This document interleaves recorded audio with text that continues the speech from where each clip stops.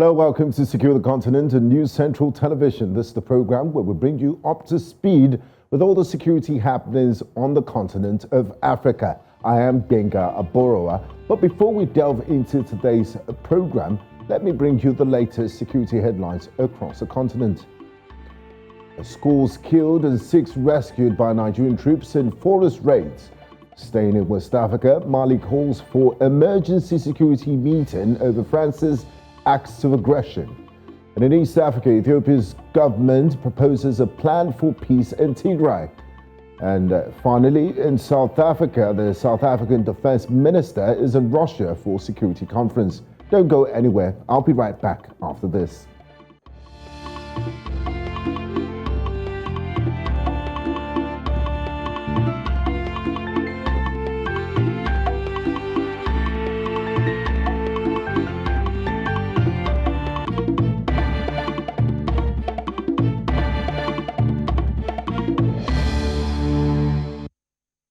Now, today on Secure the Continent, our focus is on Sudan, where General Abdel Fattah Al Burhan has expressed surprise that the military would withdraw from negotiations with the country's civilian political forces and allow them to form a government on their own. The rest of the world has taken General Al Burhan's announcement as a mark of progress, but the Sudanese civilians are yet to be convinced of these promises. We have more details for you in this package. With a massive expanse of land and some rare natural resources, Sudan also has one of the longest political histories on the continent. With more than 43 million people in northeastern African country, there are a wealth of opportunities in Sudan. But despite this, there are just as many problems it has to deal with. In 2019, following mass demonstrations on the street of Khartoum, the capital and other cities in the country, autocratic ruler Omar al-Bashir was ousted from government by the military, while a military-civilian transition administration took over. Al-Bashir's 30 years in government between 1989 and 2019 were a tough time for the Sudanese, till things finally boiled over in massive street protests. Under al-Bashir, Sudan endured the killings of civilians and the infamous Darfur War, which led to the death of hundreds of thousands of people. These also led to al-Bashir's conviction by the International Criminal Court for war offenses and crimes against humanity. The Transitional Military Council, which took over in August 2019, later transferred executive power to a civilian Prime Minister Abdullah Hamdok. Hamdok led Sudan for 2 years before a coup d'etat masterminded by Sudan's military head, General Abdel Fattah Al Burhan, led to his exit in October 2021. Citizens returned to the streets, saying they would not agree to another military government coming into power. The international community criticized the coup in Sudan, and aid to the country was cut, while Hamdok was still recognized as the constitutional leader of the transitional government. Abdullah Hamdok was reinstated on the 24th of November 2021 following intense pressure from the Sudanese and the outside world. While protests continued in the country over calls for a full civilian government, Hamdok resigned his position on the 2nd of January 2022. But that didn't stop the protests. General Al Burhan and the Sudanese military are still in power, and the people's demands for a return to civilian rule continue to be met with force. General Al Burhan on the 4th of July announced the planned dissolution of the military council and promised elections by July 2023. Sudan's main civilian bloc, the Forces for Freedom and Change, and the highly influential political group, the Omar Party, have boycotted talks with the Sudanese military council. Sudan's professionals, who also form a significant part of the civilian population, have also refused to sit down with the military government. The rest of the world has taken General Al Burhan's announcement as a mark of progress, but many Sudanese are not yet convinced. Al Burhan says the formation of the executive government will see the dissolution of the unpopular Sovereign Military Council, but a final political solution is still some distance away. Now, joining me tonight and Secure the Continent to discuss the situation in Sudan, I have Jihad Mashamum, who's a researcher and political analyst in Sudan. He joins from Exeter in the United Kingdom. I also have with me tonight Dr. Majlin Al-Tahir, a Sudanese political analyst. A warm welcome to you both, and thanks for joining me on Secure the Continent. Thank you. Thank you for inviting us. I'd like to start with you, Dr. Al-Tahir. What's the genesis of this sustained protest, almost weekly protest we've seen since the October 25th coup of last year that ushered in the government of General Abdel Fattah Al Burhan? Well, the main purpose and goal of the people is to end this coup d'etat and to remove the military and the Islamists out of power once and for all. The people of the Sudan have been trying to do that for the last 33 years, more actively since 2018. They have made some successes and a number of setbacks, but the goal is never confused among the people of the Sudan as how do they want the Sudan to be ruled. And there is no recipe and there is no place and a seat for either the military or the Islamists in any future of the Sudan, according to many of the Sudanese people. Now, Dr. Al-Tahir, a lot of people will think that why this protest? I mean, before the coup, you had an Islamist, a strong leader in the person of Omar al-Bashir. He ruled Sudan for over 3 decades. So why I mean, you think they're used to autocratic rulers. Why is there such a sudden change and no tolerance for the military government in Sudan? Precisely because what you have just mentioned, 30 years of al-Bashir ruling, and I have to emphasize, we are talking here about a combination of two devils, the Islamists and the military. For 30 years, Sudan, it has actively led to the separation of South Sudan, to the war in Darfur, to the mass migration of thousands of Sudanese, and the impoverishment of the country, and most importantly, the country became the playground for very many conflicting international and regional interests, that be of countries or of individuals and companies. Bashir actively sold out the nation to whoever is a higher bidder, and for many years, especially after his ICC indictment, all the countries' foreign politics and economics went on one purpose, and that is to save his neck from going to the ICC or being handed over. So along that line, he made some alliances, broke other alliances, and basically let the country open to whoever could provide him with an extra day in power and could save his neck. That's precisely why the people of the Sudan had enough.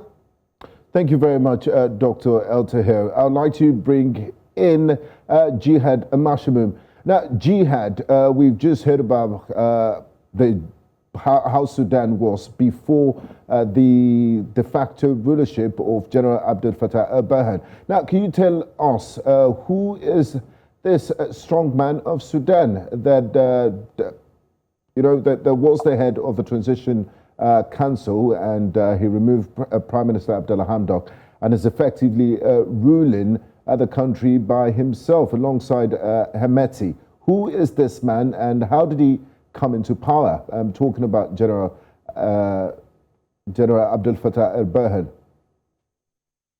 Thank you very much. Indeed, that's always been the question, and until now in Sudan and outside of Sudan, everyone is asking, who is General Abdel Fattah Al Burhan? According to my research and analysis, he's a member of the former regime himself. Even actually one leader of the former regime, Dr. Amin Hassan Omar,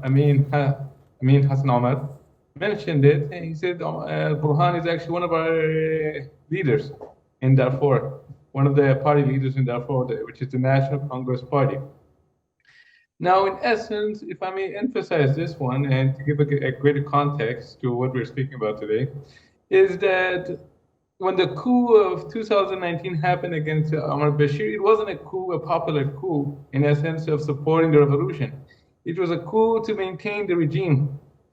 That coup happened with the support of Burhan, actually, and Hamiti. They were the ones who organized the coup, and even Burhan mentioned it outright. He said that they brought in Ahmed ibn Auf, who was the vice president and defense minister of Bashir regime that time, and told him that you're going to run for the country for 24 hours only. That's actually, sorry, Lieutenant General Abdel Fattah Al Burhan and Yasser Atta, who told Ibn Auf that he'll run the country for 24 hours. Now, Burhan, in essence, in himself, has a direct relationship with Hemeti through coordinating what is believed to be the Darfur genocide in 2003, when he was an intelligence officer in the region of Darfur. So basically, that relationship even extends further. Sorry to interrupt you, Jihad. Was General Abdel Fattah Al Burhan part of the RSF, the Rapid Support Force? That's a good question. He wasn't. He's a career military officer with Islamist leanings. Okay. But he did coordinate the Rapid Support Forces and the Arab militias in the Darfur genocide, what's believed to be the Darfur genocide. And further to that, he was coordinating the Sudanese armed forces in Yemen, along with Hameti, of course, who also had been dispatched, sending forces to Yemen to support the Arab coalition against the Houthi movement in Yemen. Now, that's the relationship between Hameti and Burhan. Now, if I may also emphasize this relationship, is that the relationship itself is not, it's not basically harmonious relationship. It's more of a pragmatic relationship that both sides see the utility of working with each other against the civilian movement or the democratic movement, to be precise. For example, both of them, they're fearful that they're going to be arrested or prosecuted for the ending of the protest on 3rd of June 2019. Both of them are afraid that also they're going to be ICC. Taken? The International Criminal Court, based on their past in Darfur, I presume. Absolutely, yes. Thank you. Yes, absolutely. Their involvement, although they can basically say that they were following orders. I mean, they were, at the end of the day, they're soldiers, especially in the case of Burhan. Hameti is not really considered a soldier per se because he didn't go into military college and doesn't have the training of a soldier compared to Burhan. Now, here, if I may emphasize, is that since Al Burhan and Hameti came to power, they had no intention of sharing power with the civilian movement to begin with. It was only under pressure, if we look at 2019, the spring of 2019 to the summer, that they accepted a transition agreement, a partnership with the FFC, but the intention behind it was to undermine their civilian partners behind the scenes. Now, by undermining it, here I would like to emphasize again, is that they were encouraging insecurity throughout Sudan, such as in Darfur, North Sudan, also in Eastern Sudan, and further to that, they've been also intervening in the foreign policy mandate of the civilian counterparts. So all this shows that they were undermining the transition government. Additionally, they actually even were dividing the opposition against one another, such as creating the Forces of Freedom of Change of National Court. They came out of the Forces of Freedom of Change that led the protest movement, and also the Sudan Revolutionary Front. This movement itself, the National Court, they were leading protests in front of the presidential palace calling for Burhan to do a coup. In essence, Burhan and Hameti were coordinating one another to encourage a coup that will remove the civilian government. Okay. Which they in October 25. I'd like to bring in Dr. El Tahir here. Jihad, thank you very much. Jihad just established the genesis, and he went through the career path of the leader of this Sudanese government, the military council, General Abdel Fattah Al Burhan. Now let's fast forward to just last month. General Al Burhan, in a speech to Sudanese on the 4th of July, said the country's military will withdraw from negotiations meant to solve the political crisis after the coup last year, allowing civilian society representatives to take their place. Dr. El Tahir, I know you really don't trust the government in Khartoum, but what do you make of all of this? Some analysts have said, he's just buying time. He wants to receive foreign aid from donors and all of that. Do you see any sincerity in his speech on the 4th of July? And is he ready to share power? Because Jihad mentioned that this guy's right from the get-go didn't have any intention of sharing power with civilians. Okay, thank you. I just emphasize what Jihad has just said about his intentions and his history. And you asked me if there is any kind of sincerity in this. I would say absolutely none. If there is sincerity, there would have been changes in the laws. They released 86 detainees, but they have not changed the rules which allow them to arrest activists. They have not removed the emergency state. The killing and the persecution of the activists and the protesters is an everyday occurrence, including today. As we speak today, there was tear gas and rubber bullets and real bullets. And this is when it comes to sincerity. The second problematic issue with this call is that he allows himself to be the guardian of the Sudanese people. Like, I will allow you to discuss among yourselves. Well, if there is sincerity, he would have resigned. Okay, I made a mistake and I would resign. I apologize to the Sudanese people and I resign. None of that has happened. On the contrary, he is sitting up there and overseeing what he seems to understand is something that is his, giving it to the people. The third problem with that is that in the meantime, many of the purposes of such a call is to weaken the civilian opposition by engulfing the opposition in countless numbers of initiatives. There is an initiative. There are today 10 initiatives of bringing the civilians together, and in a way, in order to give a message both to the people of the Sudan and to the international community that the civilian partners of the Sudan, they do not have any kind of unity or common grounds, and they don't know how to work together, and so on. Well, to that I answer like this. The civilians, by the nature of democracy, are supposed to be different and have different opinions. The military, on the other hand, which he is the head of the military, that should be a unity there. Well, as there are 8 armies in Sudan, 8 different armies in Sudan, the RSF is just one of them. So he is not the one to preach about unity. When he is the head of the Sudanese armed forces, and the Sudanese armed forces is so divided, and there are 8 different militias and armies in the Sudan.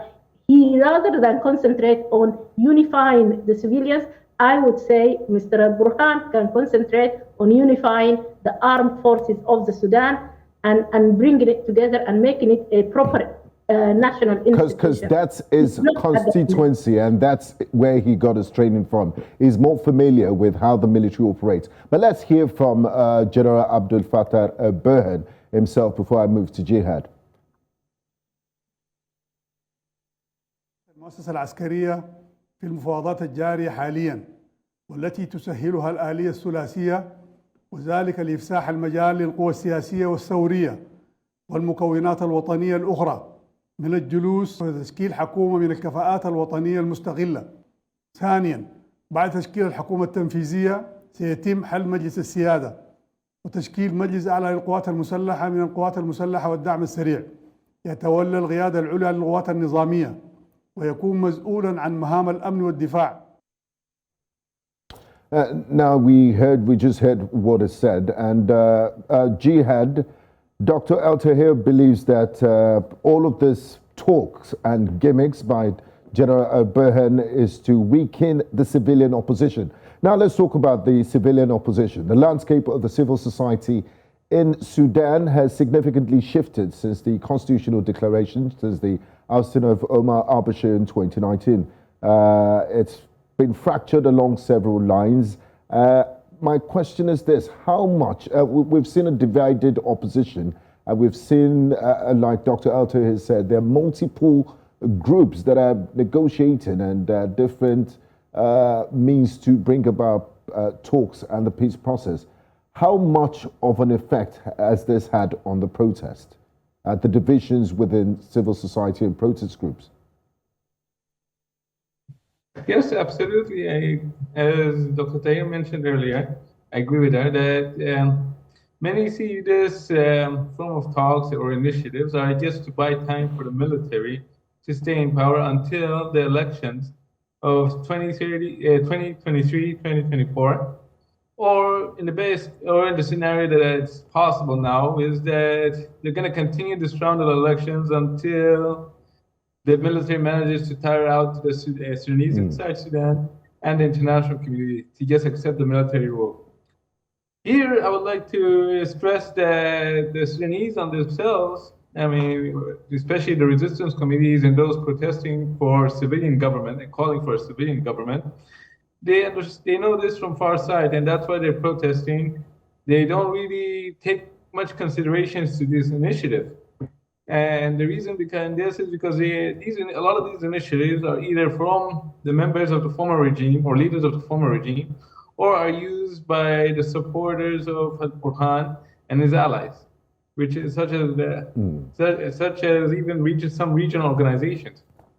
So that's why people don't really see much stock into these initiatives. What they see, however, is possible, and that's encouraging the resistance committees who are leading the street protests, yes, and the FFC that are central committee that are following those protests, is that the military can be removed from power through encouraging regular street protests until a popular coup happens. Okay. Thank you very much, Jihad. You still, Dr. Altair, Jihad and you are on the same page. You feel nothing can come out of this negotiations. Now, talking about this protest, one of the main groups, the Forces for the Freedom and Change, FFC, and resistance committees are refusing to take part in these talks. They don't even want to entertain the government. How much does that complicate things? And can there be any meaningful dialogue without these two groups, the resistance committees and the FFC? Dr. El Tahir.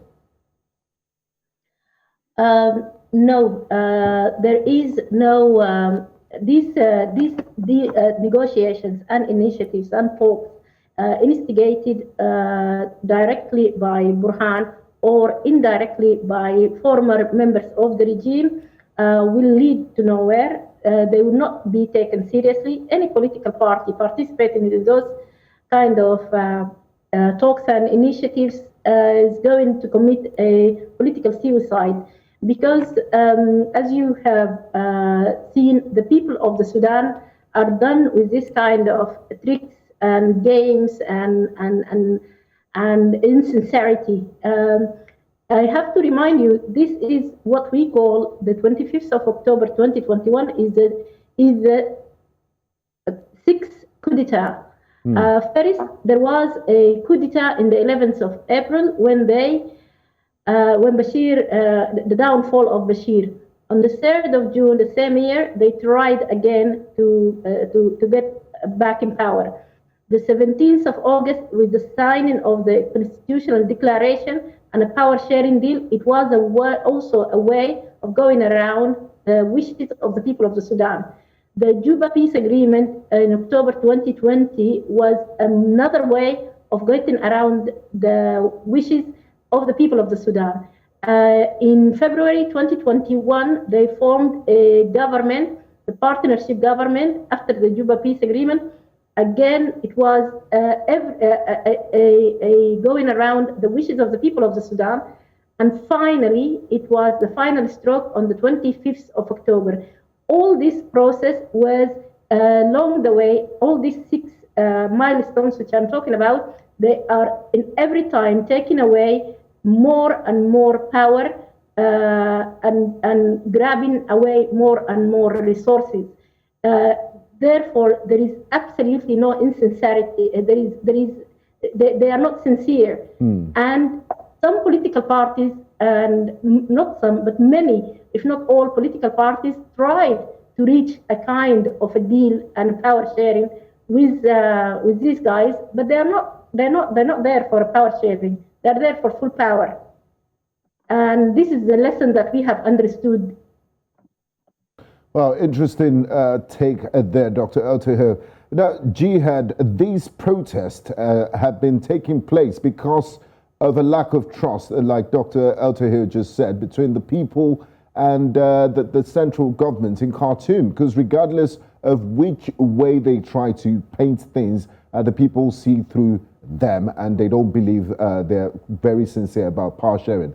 Now, my question to you is, this almost weekly protest, and I have to say they've been quite resilient, and it would almost be a year in October. How are they able to sustain this pressure on the government in Khartoum? And are these protests limited to Khartoum and its twin city, Omdurman? Yes, absolutely. Because Sudan is a country of 43 million people, and you can't say the will of the people in the capital and Omdurman should means that's the general will of all Sudanese. Is there a nationwide support for the protest? Yes, absolutely. Absolutely. I mean, that was one of the problems that the FFC highlighted in the workshops that they've been having earlier, 2 weeks or 3 weeks ago.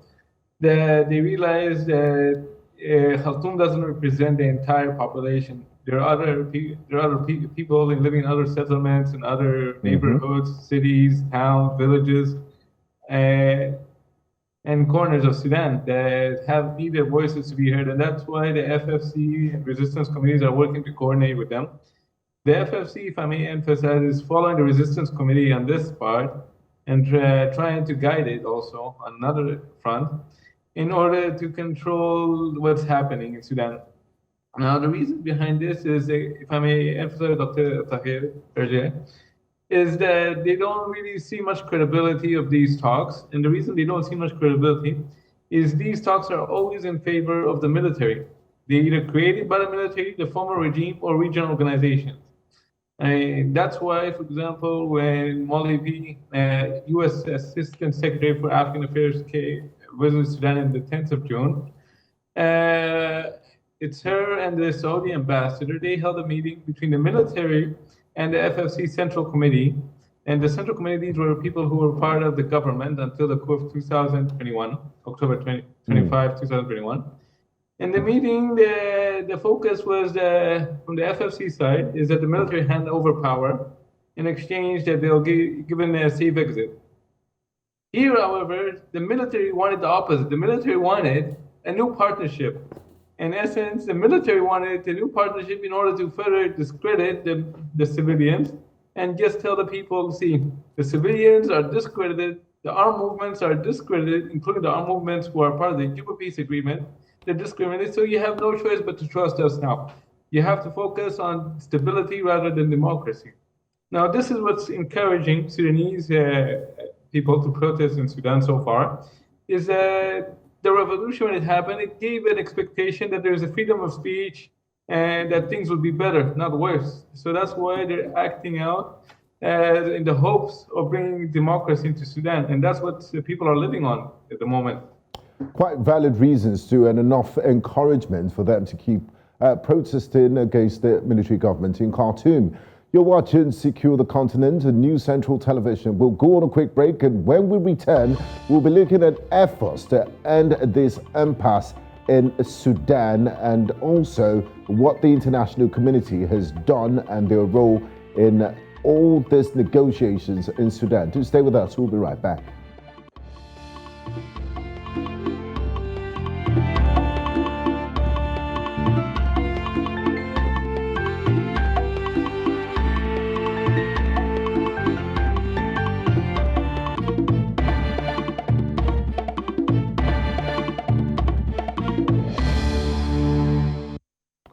You're welcome back to Secure the Continent here on News Central Television. If you're just joining, this is Secure the Continent. We've been discussing the situation in Sudan, where protests against military rule have been held on almost weekly basis since October of 2021, and at least 100 people have been killed in the protests. I still have here with me Jihad Mashamum and Dr. Majlin El Tahir. Now, Dr. El Tahir, earlier this year, the Sudanese authorities released 86 detainees across the country, including high-profile officials affiliated with the Walk of Dismantling Committee and activists from the resistance committees. It seems like a sort of olive live that the government in Khartoum was given out. Now, what compromise as the protesters are willing to make, and what are they given in return for those freed protesters by the government? Well, welcome back. They have not. I would like to emphasize that it's very important that you remove the rules which allow the government to arrest anyone at all. This has not been done. And hence the sincerity, because if you release them today, you might very well arrest them tomorrow. So it doesn't seem like an olive branch at all.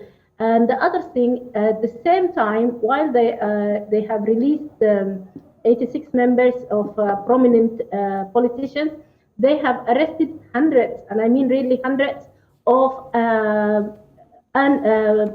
like not so famous resistance committee members, and they do that on a daily basis.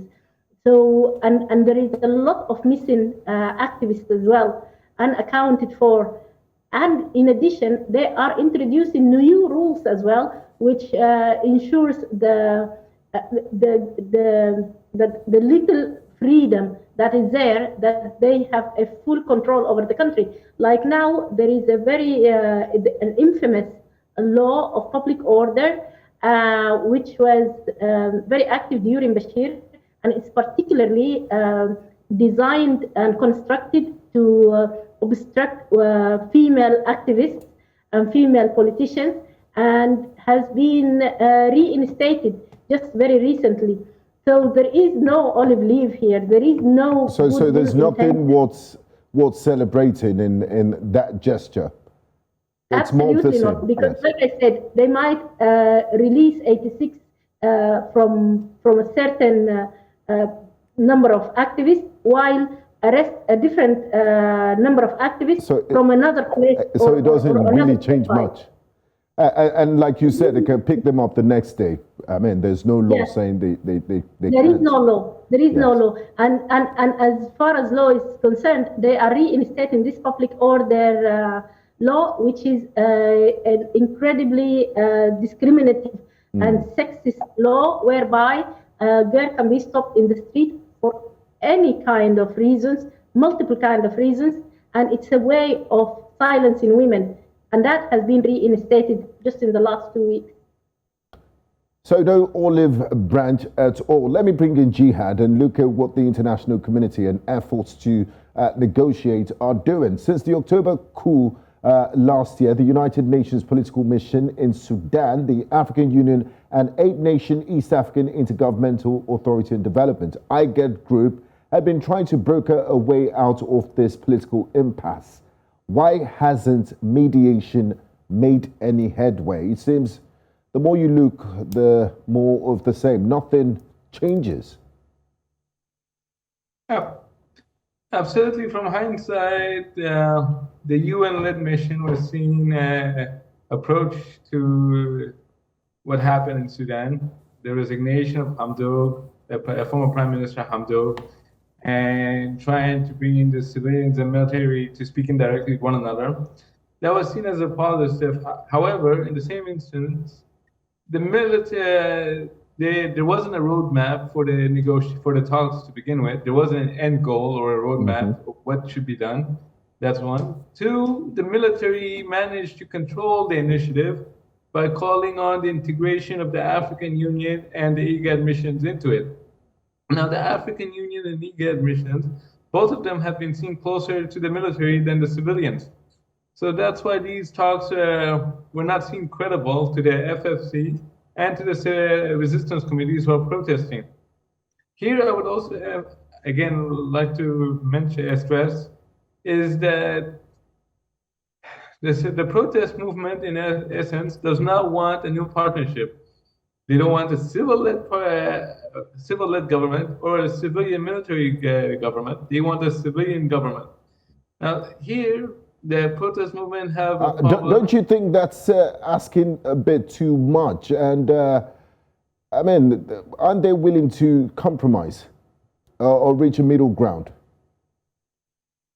I mean, anything is possible. Absolutely, I agree. Anything is possible. Compromise is possible, essentially.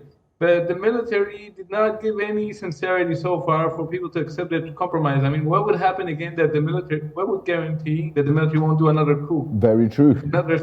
If another government is formed, because they've done it before. They removed Abdel Hamdok. Yes. Absolutely. They arrested him. They arrested the ministers. And they said, we are going to form a government in a few days. Of course, that few days dragged on to 8 months now or more. And it's going to drag on further.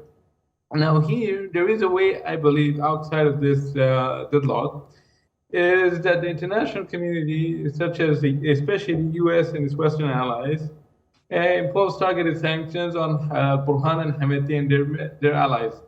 And target sanctions in the gold sector, because there's a lot of gold smuggling operations that have been going between Sudan and Russia and Sudan Emirates. At the same time, these sanctions can be imposed while encouraging them, the military, to reach an agreement with the civilians of handing over power.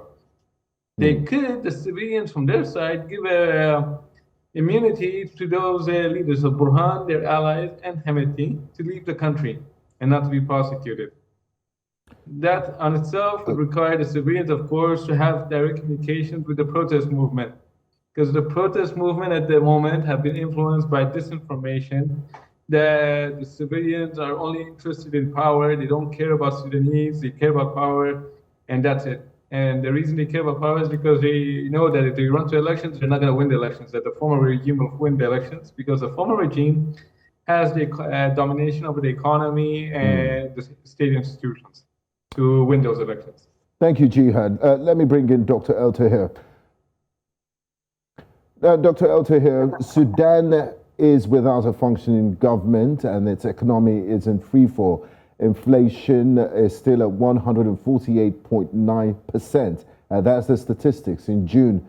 In response to the 2021 coup, Western donors froze billions of dollars in aid. Now, my question to you is this: will a weakening economy be a game changer for the military regime's harsh tactics?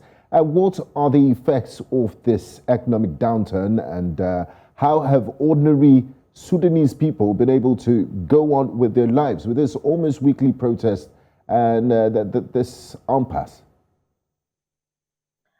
Well, it has been very, very, very difficult for ordinary Sudanese since October last year, economically, security-wise, and practical disruptions.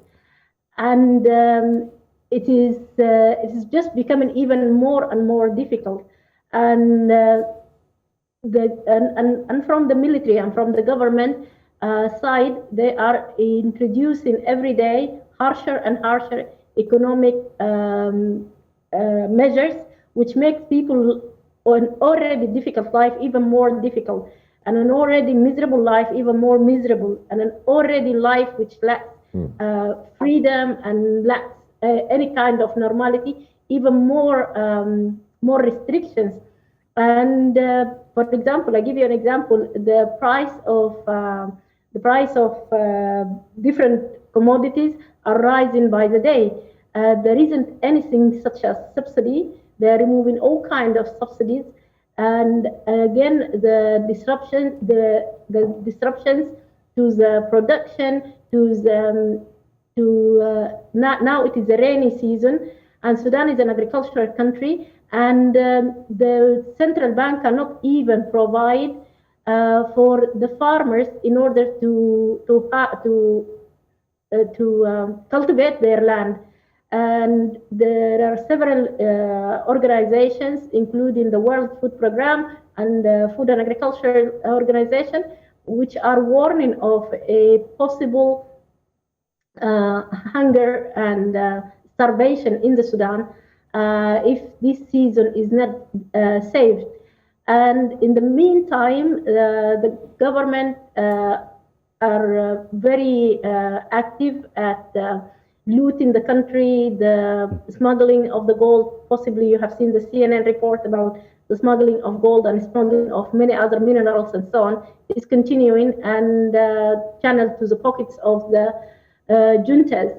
And furthermore, whenever they are in need for capital, they raise the prices, they raise the taxation, and they raise the fees for everything. If you So the Sudanese people are in a very bad situation, essentially. They essentially have a very bad situation, and now the situation is even worse, and it is worsening. And you can't talk about a compromise when the government is as such and as brutal as it is and as corrupt as it is. And I always ask myself, whenever there is a talk about compromise, it is always expected that the civilian partners, or we're not partners, but the civilians should compromise. How about compromise from the other side? They compromise in their companies and the army companies. How about a compromise that the RSF makes and accepts to join the national army, that they all join into one national army? That will help Sudan a lot. Those kind of compromises are not even on the table. And it makes me wonder sometimes what the international community is thinking. Why is it that always the pressure is on the people to compromise, accepting these unacceptable conditions and situations, whereas the military is expected very little or nothing from them, except kind of just a change in the facade, but rather than a real change in the economy or in the power. I would think a compromise, a pressure on Hemeti and his militias to join the armed forces and form one army is a very good compromise if we're seriously thinking about the stability of the Sudan. Thank you, Dr. Al Tahir. Now, Jihad, we've heard from one side, Dr. Al Tahir did say, or you mentioned earlier, that targeted sanctions from the West have hit the General Al Burhan and his inner circle, and there's also sanctions on the smuggling of gold. But you begin to wonder, how effective is that? Now, Sudan maintains deep connections with the Arab Troika. These are Egypt, the United Arab Emirates, and Saudi Arabia, which it relies on for economic, political, and diplomatic support. Going as far as even contributing troops to the Saudi-led war in Yemen. So my question is this: you have the West on one side trying to apply pressure to the regime in Khartoum, but you also have this Arab Troika. So does this counterbalance any pressure the West might be putting on the regime? And is it more of the same? Because if the West is not helping us, we can always go to our friends in the Middle East. What I would say is that it can be seen like that, absolutely. And also, I'm inclined to say that it's getting the U.S. interested into seeing Sudan as a priority. I mean, at the moment, of course, it's understandable that the U.S. is focusing on Ukraine and also on China. Ukraine, because Russia invaded Ukraine, so that's why the U.S. has been focusing there, and countering China, especially after the U.S. one of the U.S. officials, Nancy Pelosi, went to Taiwan. Yes. Yes. So the U.S. has not really seen Sudan and Africa generally as a priority for it to focus on. It becomes a priority when Sudanese and civil society activists in the U.S. manage to mobilize support in the U.S. Congress or the streets in the U.S. to call for the government, the Biden administration or any administration we see, to focus on Sudan. Now, the U.S. can absolutely pressure the Arab Troika. In essence, they did that in 2019 when the Arab Troika encouraged Al Burhan and Hemeti to accept a transition agreement or partnership with the FFC. What happened is, of course, and if I may add this nuance, is that at this time, till the coup of 25th of October 2021, the military tried to develop a close relationship with Israel. And the reason why it developed a close relationship with Israel is because it was trying to get to the White House and the U.S. Congress in order to ensure that the military are partners of stability in Africa and the Middle East also. So in essence, it's all about priority and how to get Sudan as a priority. And the reason why I'm mentioning priority here. Now, Jihad, just before, because we're fast running out of time, before I move to Dr. El Tahir, we're looking at this situation. It's quite complex. And you have Sudan, the military regime has friends in the Arab Troika, and you say the United States can actually pressure their friends to, reach a certain level of compromise. In less than a minute, if you can, what will it take to end all this stalemate? Because at the end of the day, it's the ordinary civilians in Sudan that are suffering. What needs to be done to bring about lasting peace and change to Sudan? A simple U.S. warning to all three countries that sanctions will be imposed on them if they continue to undermine the democratic movement in Sudan. Thank you very much. Let me move to Dr. El Tahir. I'll let you have the final word here. Now, Dr. El Tahir, what will it take to bring about lasting peace to Sudan, and what needs to be done so that, ordinary Sudanese have been through a lot in the last, since Omar al-Bashir, in quite 30 years plus. What needs to be done? Number one, the unification of all the militias into one national army. That the international community can put pressure for that, and they are capable of doing that. The second one is the economic power of the military. Over 87% of the country's resources go to the military. This needs to go to the Ministry of Finance to be distributed in such a way there is for education and for health and for development, rather than all the country's resources in the hands of the military and the militias. That again is something that the international community, whoever calls the board of Friends of Sudan, they can put pressure for that. And the third one is the handover power to the civilians. And that again is something that the international community can put pressure on Burhan and Hemeti for handover negotiations. Yes, we do accept handover negotiations, but negotiations for power sharing, I don't think any Sudanese people will accept that. Those who will accept that, like I would like to emphasize, are committing some sort of a political suicide. Dr. Abdullah Hamdok has done that. He went from being an incredibly popular prime minister to being very, very unpopular. And in the end, he lost his place in the politics of the Sudan because he leaned to the pressure of the international community to sit into partnership with the military. Again, he tried and he failed because these people are not there to give the power on their own. They need to be pressured. And that pressure, if the IGAD, the United Nations, the United States, or the West, they would like to help the Sudan, these three measures are possible and they are not impossible. And what I am outlining now is not impossible. The problem is that it has never been put on the table. Whatever has been put on the table through all these talks, negotiations, and initiatives are for the civilians to accept the status quo in one way or another. Thank you very much, Jihad Mashimim in Exeter, the United Kingdom. And Dr. Majidin El Tahir, thank you very much for your contribution to the program and your time. It was a pleasure talking to you both. Thank you very much. Thank you.